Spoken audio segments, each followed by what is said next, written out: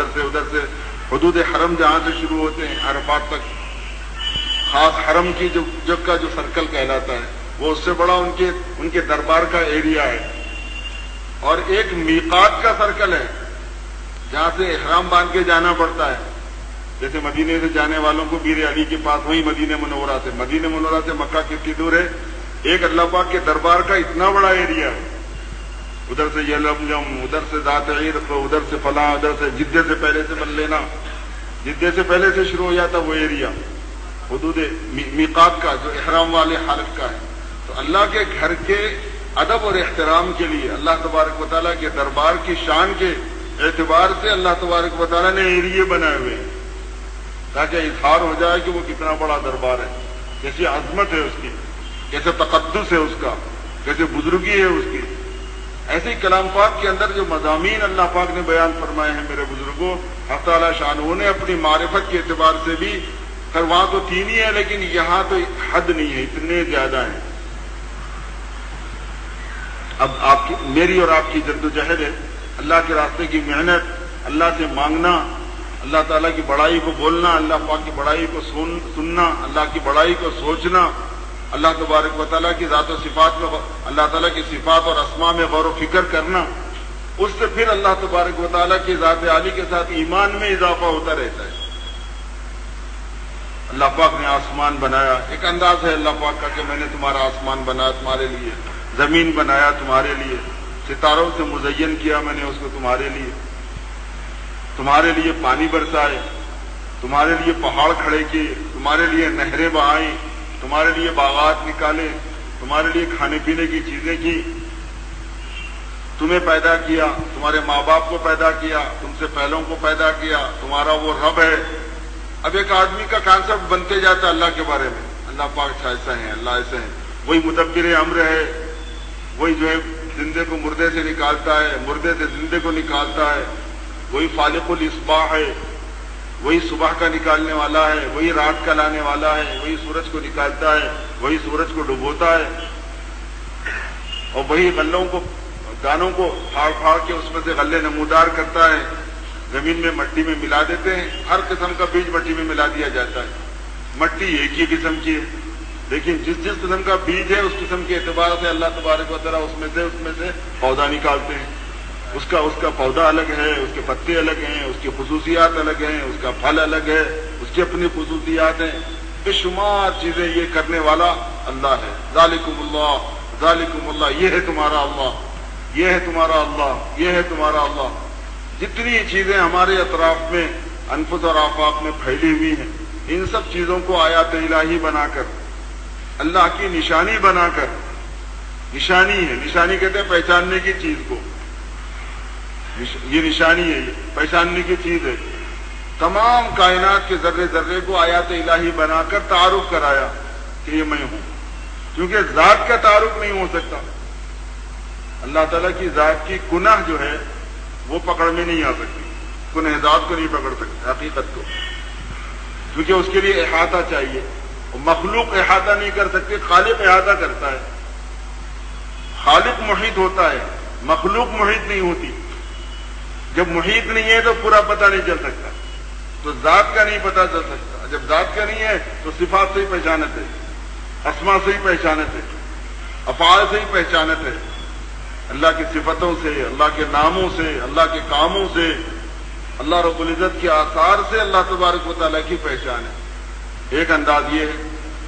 پھر ایک دوسرا انداز ہے بالکل اللہ تبارک و تعالیٰ کا، جو اپنے چاہنے والوں کے لیے، اپنے سے قریب ہونے والوں کے لیے، ذرا ڈیپ میں، ڈیپتھ میں اندر جانے والوں کے لیے، ڈیپ میں بھی اور ڈیپتھ میں بھی، گہرائی کے اندر اترنے والوں کے لیے کہ تم اور مجھے جاننا چاہتے ہو اور مجھ سے قریب ہونا چاہتے ہو، آجو میں بتاتا ہوں اور تفصیل سناتا ہوں تمہارے کو. اذا سألک عبادی عنی فإنی قریب، جو میرے بندے میرے بارے میں پوچھے تو بتانا میں بڑا قریب ہوں.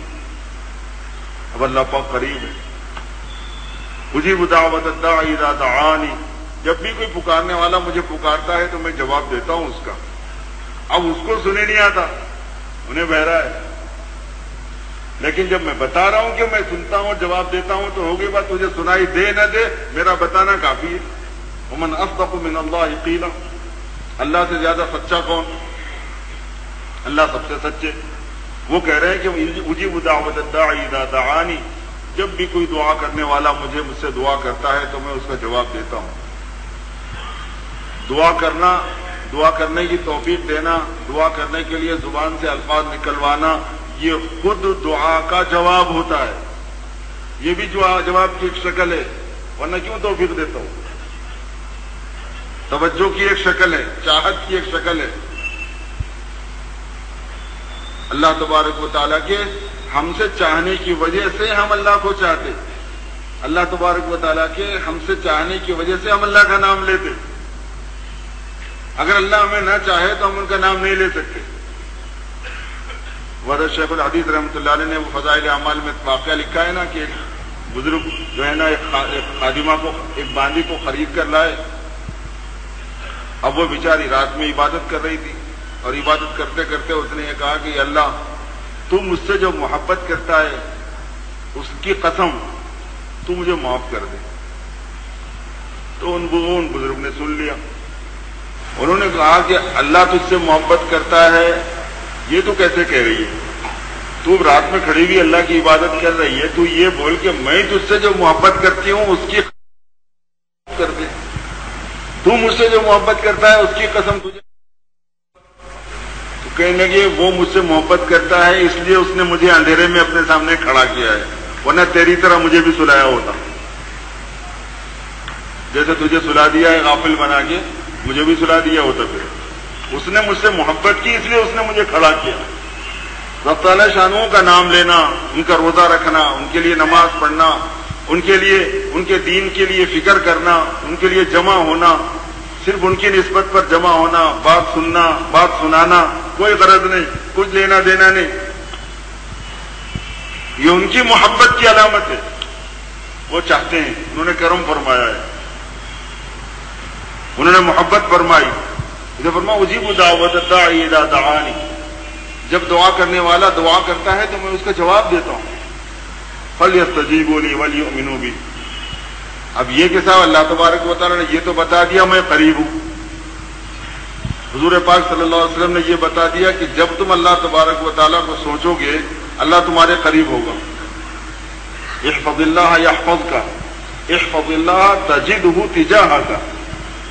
اللہ کو یاد رکھو، اللہ تمہیں یاد رکھے گا.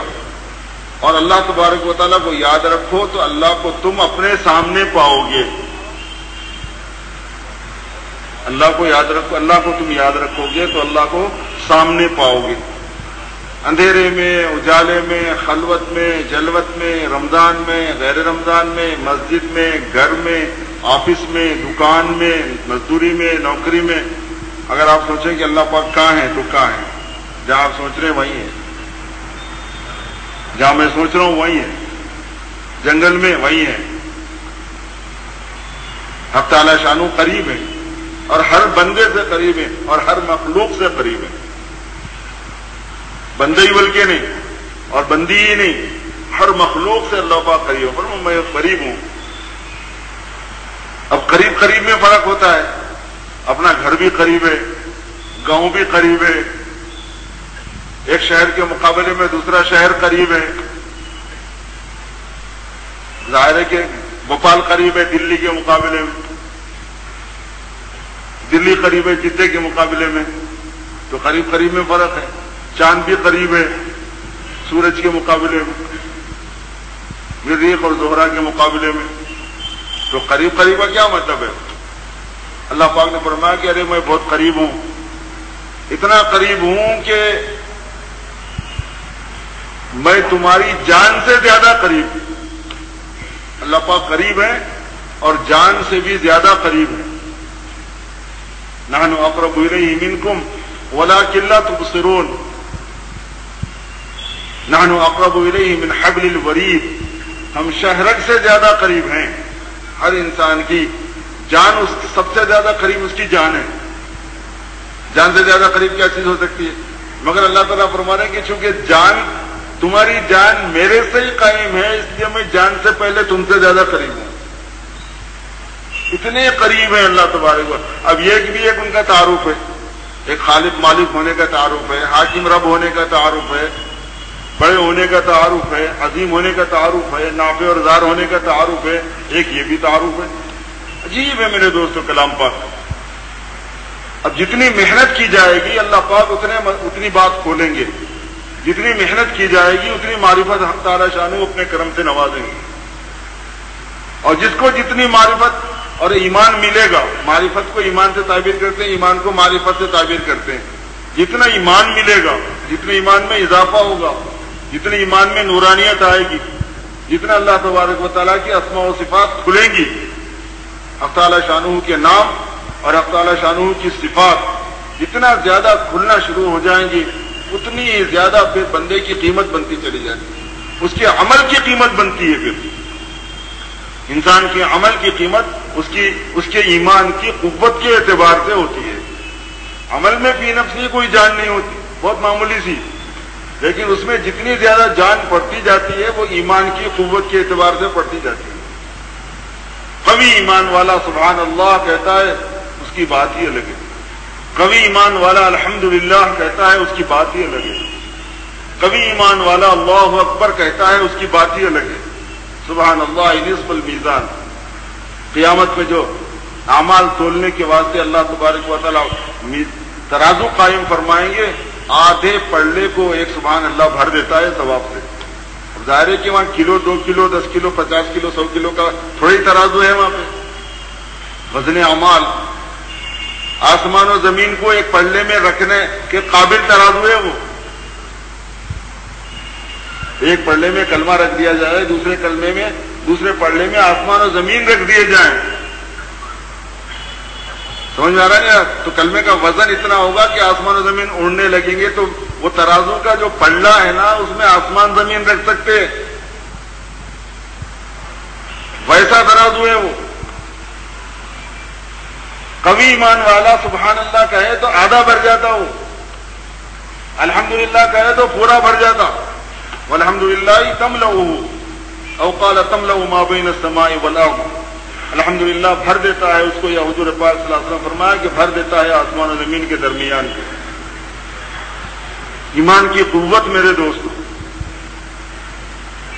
اللہ کے راستے میں 4 مہینے 40 دن ایک خاص ماحول میں، ایمان کی گرمی میں، ایمان بنانے والے اعمال میں، ایمان بنانے والے ماحول میں، اللہ سے تعلق پیدا کرنے والی چیزوں میں اتنا آدمی اپنے کو مشغول کرے کہ حق تعالی شانہ کی ذات عالی کے ساتھ میں خاص لگاؤ ہو جائے۔ اللہ مجھے بھی نصیب کرے، آپ کو بھی نصیب کرے۔ اس کے اعتبار سے پھر اللہ تبارک و تعالیٰ کی معرفت نصیب ہوتی ہے۔ اب حق تعالی شانہ قریب ہیں۔ اچھا کب قریب رہتے ہیں؟ مسجد میں رہتے وقت قریب رہتے ہیں، قرآن پڑھتے وقت قریب رہتے ہیں۔ کب قریب رہتے ہیں؟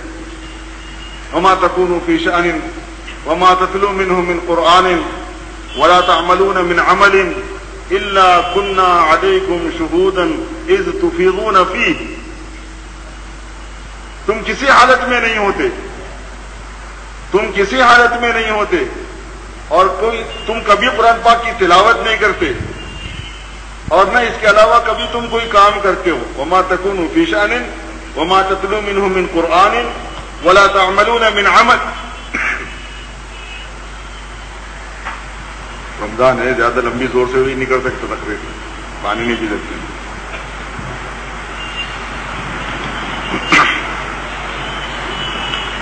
کوئی کام تم نہیں کرتے، الا کنا علیکم شہودا، مگر ہم موجود ہوتے ہیں۔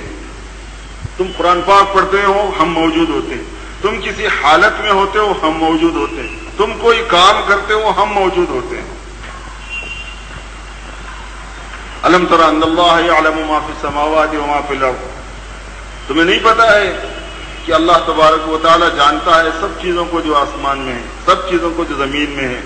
ما یکون من نجوى ثلاثة الا هو رابعهم، تم میں 3 آدمیوں کی کوئی بات نہیں ہوتی مگر وہ چوتھا ہے، 3 آدمیوں کی۔